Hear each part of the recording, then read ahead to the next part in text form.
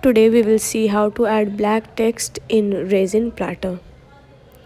So first of all you need to get this sheet printed. This is a transparent gum paste. You can cut it into the shape that you want and just peel off the back and stick it on the surface. Also, while sticking it, take good care of the direction because you cannot stick it again and again.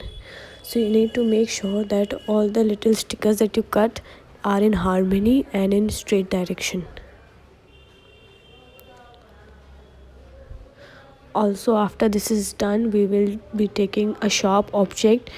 You can take a simple card, but the object should not be very sharp, otherwise it will scratch the ink out.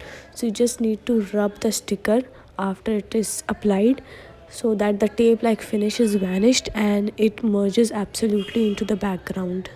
This is the customized hashtag that the friend got made for the bride and groom. And now we are sticking their logo. We have also stuck an Arabic ayat, and lastly comes the date. So first place the sticker, see the position and then stick it. Also take care that no bubbles are there while you are placing the sticker. While you are doing the first coat, you need to leave some space for the top coat because of this. After this sticker is done, we will be doing a top coat of resin on this.